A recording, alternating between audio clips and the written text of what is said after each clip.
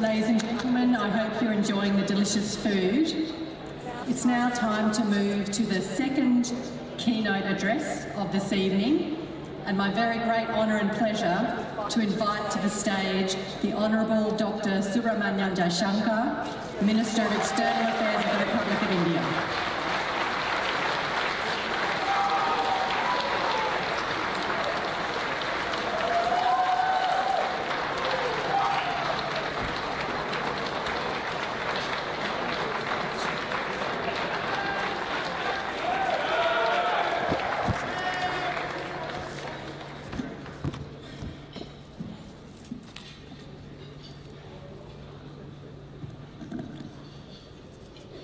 Namaskar and good evening. It's a great pleasure to join you all in Perth, Australia's Indian Ocean capital, this evening for the 7th Indian Ocean Conference. As someone who's watched it grow since its inception, the quality of the gathering today gives me great personal satisfaction. Let me begin by recognizing the distinguished presence of President Ranil Wickremesinghe of Sri Lanka and of so many ministerial colleagues and other senior officials from across the region. I thank the institutions involved in getting us together, the India Foundation, especially Mr. Ram Madhav personally, the Perth US Asia Center, and also RSIS Singapore. I express my deepest appreciation to Australia's Department of Foreign Affairs and Trade, West Australia authorities, and my own colleagues at the Ministry of External Affairs for their efforts. But most of all, to my counterpart, Foreign Minister Penny Wong, for her warm welcome and very gracious hospitality.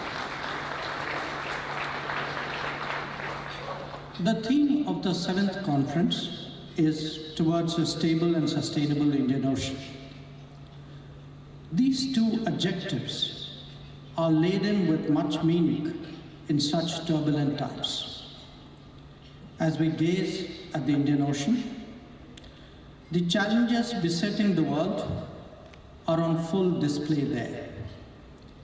At one extremity, we see conflict, threats to maritime traffic, piracy, and terrorism. At the other, there are challenges to international law, concerns about freedom of navigation and overflights, and of safeguarding of sovereignty and of independence. Any disregard for arduously negotiated regimes like UNCLOS 1982 is naturally disturbing. In between, a range of transnational and non-traditional threats present themselves, largely visible in a spectrum of interconnected illegal activities. Instability also increases when long-standing agreements are no longer observed with no credible justification to justify a change of stance. All of them, separately and together, make it imperative that there be greater consultation and cooperation among the states of the Indian Ocean. Our concerns today also extend to grey areas of various kinds. Some may emanate from climate change and natural disasters. Disruptive events are occurring with greater frequency and deeper impact, forcing us all to factor them into our calculus of resilience. There are also the consequences of distant happenings, such as fuel, food, and fertilizer crisis that many of us have experienced. But we should be equally conscious that the normal can be manipulated, leading to unsustainable debt, opaque lending practices, unviable projects, and injudicious choices. Similarly, there are the complexities of dual-purpose agendas that mask visibility and lower our guard. Indeed, such activities, when combined with the advancement of connectivity with strategic intent, has emerged as a growing anxiety for Indian Ocean states. Well before we come to policy responses, it is therefore necessary to develop awareness and proper understanding. To these gradually emerging developments, there is now also the challenges that are structurally inherent in the current form of globalization. Over-concentrations of manufacturing and technology are creating both supply-side risks as well as the possibility of leveraging. The experiences which the world underwent during the COVID pandemic has powerful lessons that we ignore only at our own peril. The need of the day is to disperse production across more geographies and build reliable and resilient supply chains. The digital era and emergence of artificial intelligence has, in parallel, put a premium on trust and transparency. Our very concept of security has undergone a metamorphosis in a volatile and uncertain existence. As a result, nations of the Indian Ocean today need to reflect on whether they should pursue more collective self-reliance or remain as vulnerable as in the past. Our sustainable future lies in concentrating on the drivers of the future: digital, electric mobility, green hydrogen, and green shipping, to cite a few. When it comes to solutions, let us note that the Indian Ocean has a set of mechanisms that have evolved, each at their own pace. They include the Indian Ocean Rim Association, the Indian Ocean Commission, the Indian Ocean Naval Symposium, the Colombo Security Conclave, etc. As the concept of Indo-Pacific took root, initiatives like the Indo-Pacific Oceans Initiatives, the Indo-Pacific Economic Framework, and the Indo-Pacific Maritime Domain Awareness emerged, amongst others. Many of us present here today are members of some of them or all of them. Because the challenges and responsibilities are so complex and multidimensional, it is incumbent on us to address them at various levels.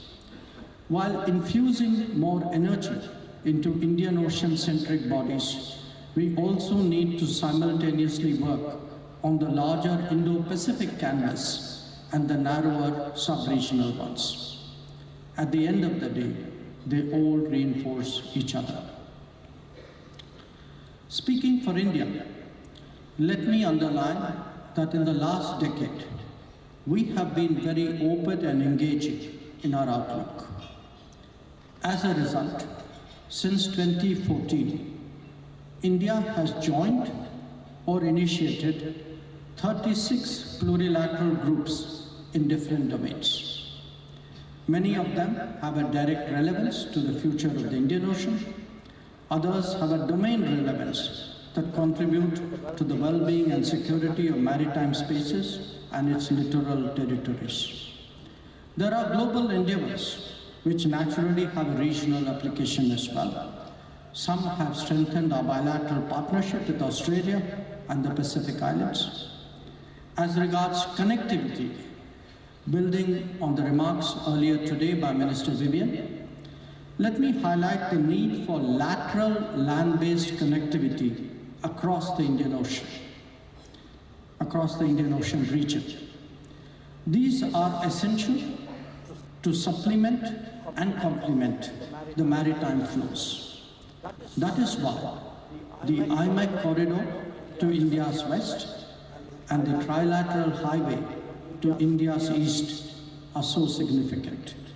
Together, they can be veritable game changers connecting the Pacific to the Atlantic. Allow me now to share some thoughts in regard to other priorities. We see the Indian Ocean Rim Association, IORA, fostering cooperation and sustainable development. It contributes to enhancing regional security by addressing maritime safety, piracy, and environmental sustainability. Apart from being the highest contributor to the IORA Special Fund, we have encouraged the formulation of an IORA outlook on the Indo-Pacific and restructuring the IORA Chair for Indian Ocean Studies. Capacity building is a priority here, and the Indian Navy conducts training and exercises to counter IUU fishing and piracy. Assistance to Somalia and Yemen have been notable in this regard. As the Vice Chair and the upcoming Chair for the term 2025-27, our focus is on structural and institutional strengthening of the IORA in order to realize its full potential. I also draw your attention to the Indo-Pacific Oceans Initiative proposed by India in 2019. It is an open, non-treaty-based global initiative that seeks to manage, conserve, sustain, and secure the maritime domain.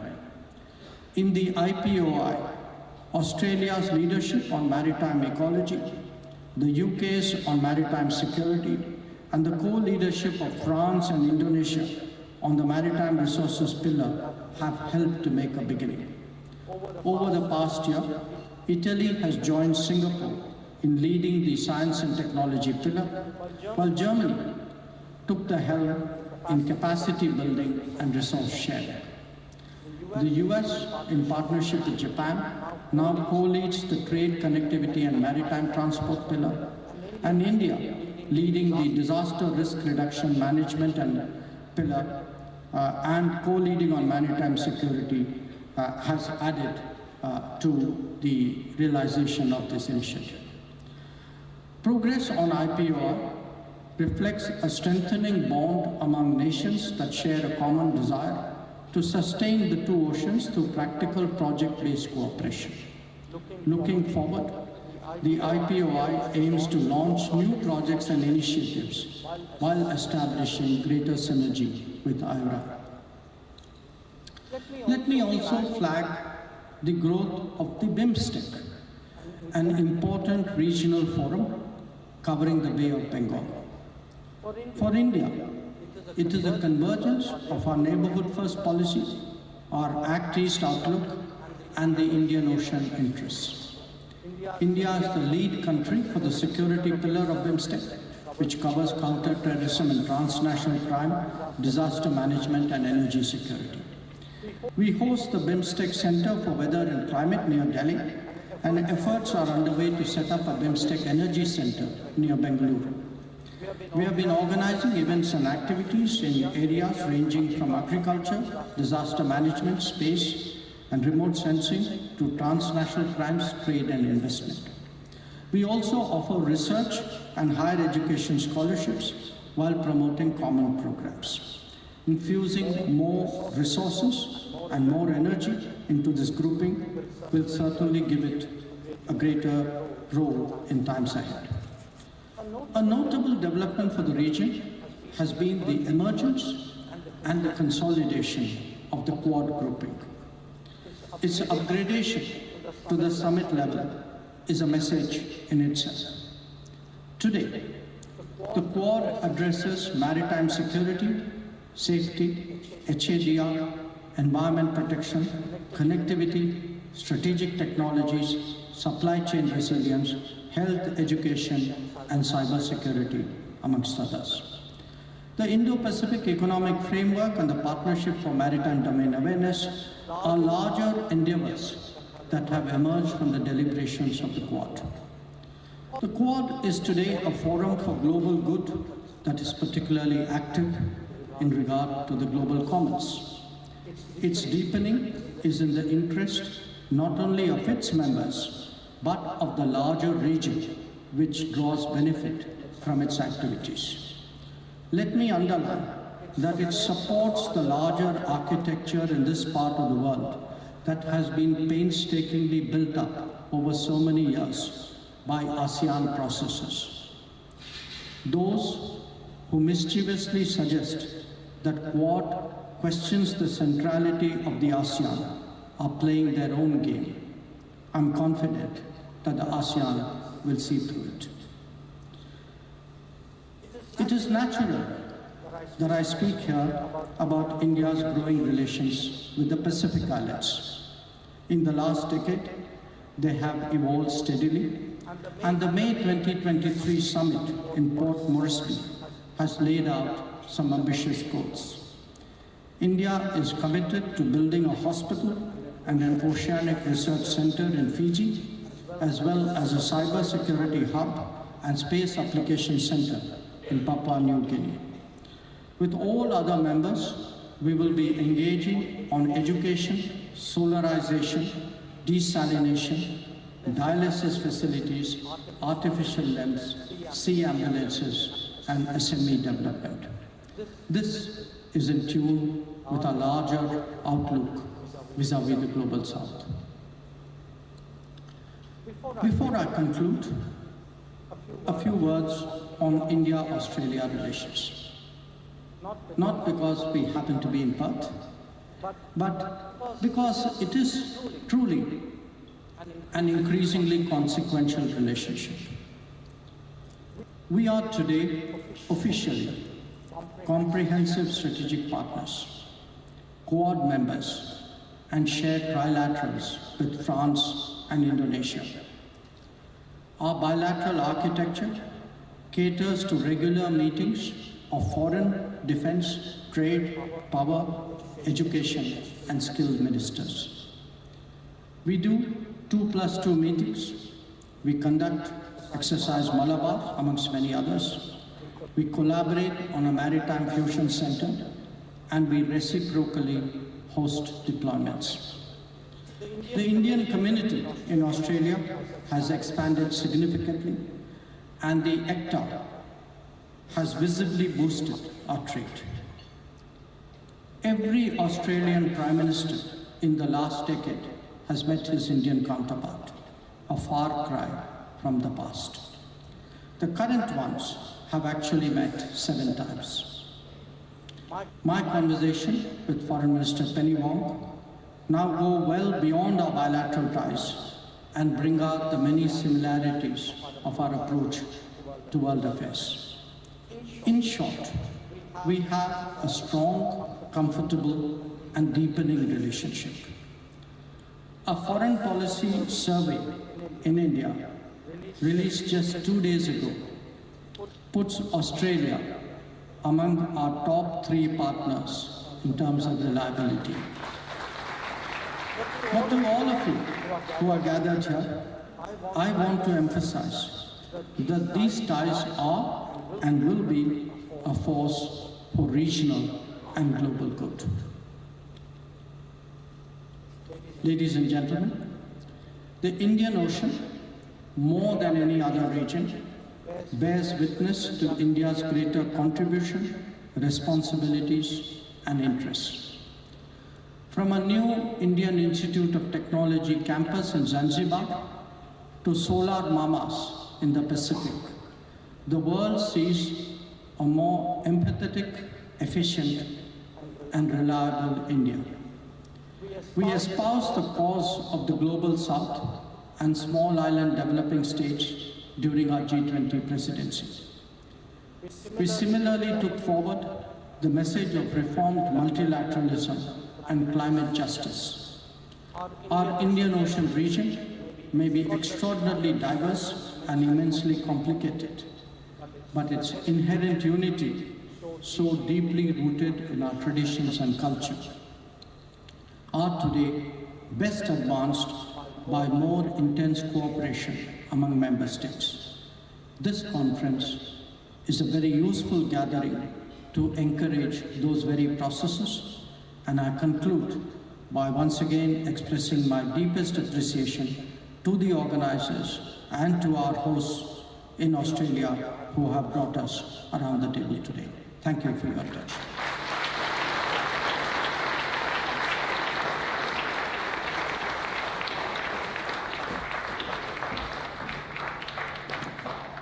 Minister Jaishankar, thank you.